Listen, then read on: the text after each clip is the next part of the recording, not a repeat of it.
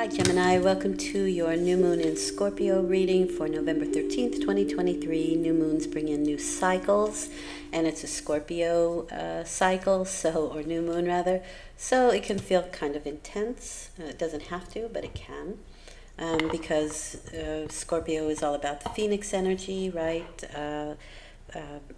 Returning through your own ashes, so that means that something had to burn up.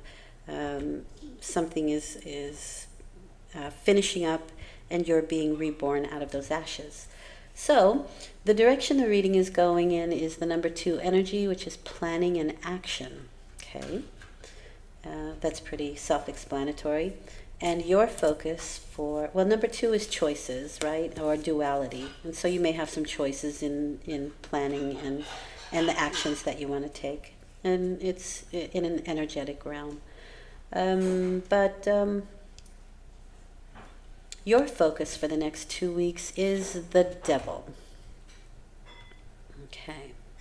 The card reads addiction, ego, control, restriction, and materialism.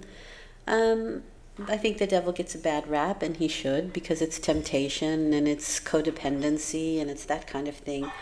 But the nice thing about the devil is that he shows you his full hand. So you get to really see what the problem is. And when you're ready, you can remove the chains, right? So this can be codependency with relationships, with food, with watching too much television. Doesn't matter what it is, really. It's just something that is has negative or adverse. It's destructive, right? So you can do something up to a point that it's okay, and then it turns into something destructive when it goes overboard. The people who are usually chained to the devil, which is a temptation card, right? The chains are pretty loose, so it's just when they're ready and willing to take them off is really the deal here. Okay, so let's see what's going on here with you. Planning and action. It can also be that the plans and the actions that you take just kind of don't gel or don't work out the way you want them to. It can be like a negative cycle of events with that. But let's see. I'm going to go ahead and lay out all the cards first. So you have the Four of Wands in the position of where you are at the time of the new moon, or what is being brought in for you new, because new moons begin new cycles, right? And the Hermit, so you have the Four of Wands and the Hermit. The center column is you and how you behave and react in the situation. We have Six of Wands. And, two sixes. Seeking balance. Interesting. Okay, and the Lover's card. And then the third column are the outcomes of probably the 2-week period, because the full moon is going to close out the entire new cycle. So it's probably within the next 2 weeks or towards the end of this next 2-week period. Okay, let's have a look here. What's happening for you around this time is the Four of Wands and the Hermit. So the Four of Wands is really a hopeful card. It's shared joy. It can be parties or gatherings, people inviting you into their home. They're usually people that think like you, that act like you. It's a very kind energy. It can be a rite of passage, so it can be marriages, bar mitzvahs, sweet 16s, your Saturn return, that kind of energy. It's a rite of passage. And then you have with it the Hermit card, which is kind of wanting to be on your own. So I find that interesting. It's very, again, dualistic energy. I want to be out with people. I'm invited to go out. This can even be the marketplace of like your product fits perfectly in with what we do. We want to host your product here in our shop or something like that. It can be the marketplace. But the Hermit is somebody who's very internal and prefers to be on their own for now. But it can also be that you're seeking this kind of situation, seeking the people that think like you, that act like you, searching for the marketplace where your things fit in, or where your knowledge and wisdom can be utilized within this group situation. Someone, some group that can share your joy, right? What you enjoy doing, your wisdom, with that with the Hermit card. Okay, so you could probably be dealing with the Queen of Wands here, which is my Leo card. She is somebody who has really good manifestation energy. She can be, she is that electric male outgoing force, right? The sun gives. And so she's that electric male outgoing energy. But because she's a female, she has that very nice yin, receptive, magnetic energy. So she is both electric and magnetic equally, and that makes her an excellent manifesting tool. I think sometimes she's magical. So I usually really like the Queen of Wands. They're long in features, that's how you can recognize them. So they can have a long face, long nose, long eyes, long chin. Their hands are often very long. They're usually attractive people, and even if they're not physically attractive, they have an attractive personality. People like to be around them. They're often very creative and funny and interesting people to be around. And who doesn't want to warm their hands by the sun, right? So this can be one of the people that you are seeking out, or that's helping you. Can be somebody here within this group situation, or you can be getting a lot of information or knowledge or wisdom from this Queen of Wands. Nice. Okay, so you're behaving like the Six of Wands and the Six of the Lovers, which is major arcana. You have two major arcana here. Those are felt mainly on an internal level. But a six always brings balance. The Six of Wands is bringing you the energy of victory in group situations. So here's the group, here's the victory. We're riding away from it. These can be people that talk well about you. You can be leading this group into victory of some sort. It's a very nice card. It's valor, right? But you're only halfway there, or a little over halfway. You've gone over the hump, right? You've gone over the halfway, and now you can move forward. You can take a small victory lap for now, and then move on to finish out the rest of the cycle. But this is a momentary pause of like, hey, we've reached this milestone, or we've had this small victory, so now we have the impetus and the energy and the vivaciousness to go further, to finish out the cycle. The Lover's card again brings choice, right? So planning and action here with the number 2.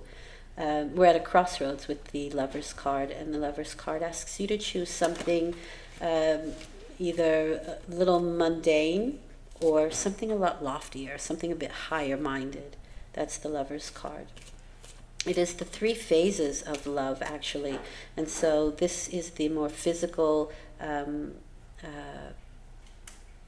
love, the sexual love, right? The passionate love.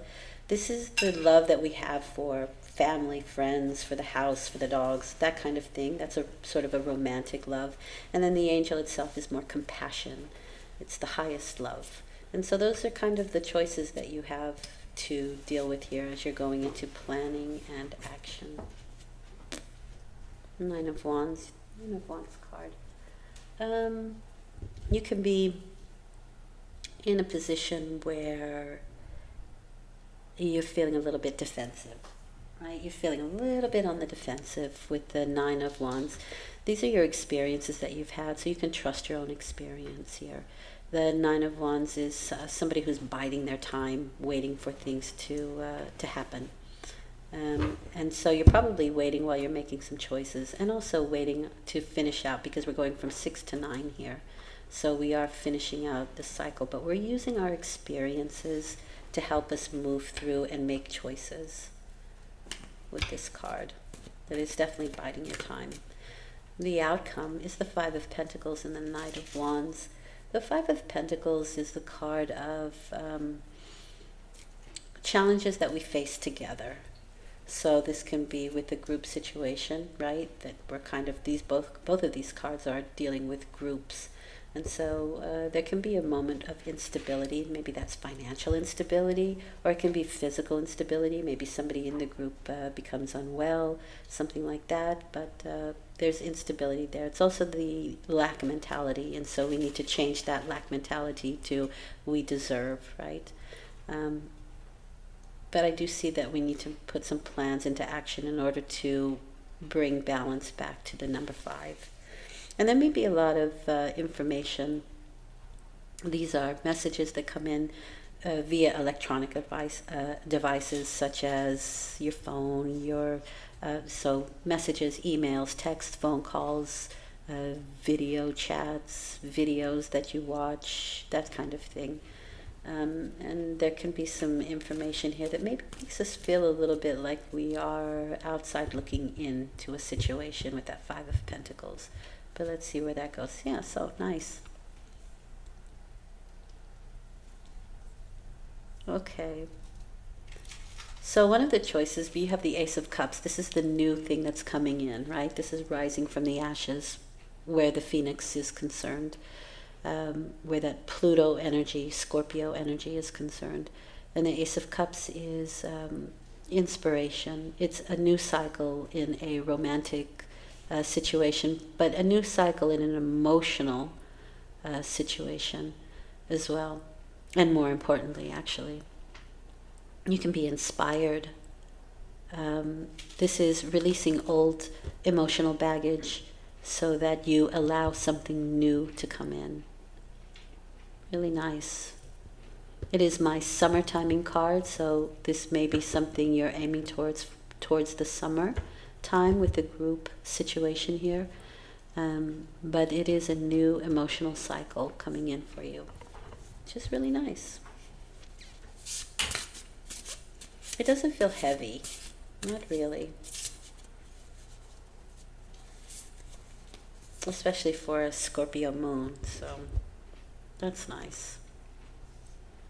I just see that we need to bide our time here with this card, especially when making choices. It seems to me like you don't want to make the same mistakes you've made before, or you don't want to get yourself caught in this instability, right? Feeling left out in the cold or not actually getting what you want. And that's why I think you're going to make these plans and actions ahead of time to avoid this. But you have the Devil card with that, so it doesn't mean that it won't happen. However, you do get the opportunity here to change things up with that Knight of Wands and the Ace of Cups. I also have the feeling that there is some old emotional baggage that needs to be released in order to bring balance back to that 5 of Pentacles, or that feeling of lack, a lack mentality. There's some old stuff that you can probably release and let go of, which again is what Scorpio does, right? It burns off everything that isn't necessary, and you're reborn from those ashes. So that seems to me like the Phoenix event for you personally. What does Spirit want you to know? You have the 3 of Pentacles. It's really nice. It's collaboration. So I see groups here several times. So I do think that you're going to be working within a group situation. On the negative side, there's dissension. That can be somebody here who, again, maybe not feeling well or not feeling like they're part of a group. So you want to make sure that everybody's got their part and they're doing their thing here so that that doesn't happen. Or maybe they don't belong. That's also possible here. Maybe they just don't fit in. Don't know that that's you, because I think you're bringing the group into a victorious situation. So it could be somebody else within the group situation. Teamwork, expertise, apathy, and uncommitted or non-committal energy. And that can also be this card where we don't want to commit, right? Because we don't feel like we're part of the group. And again, I don't know that that's you. You can get a message that somebody's quite emotional about it, that they don't feel like they're part of the group or something like that. Okay.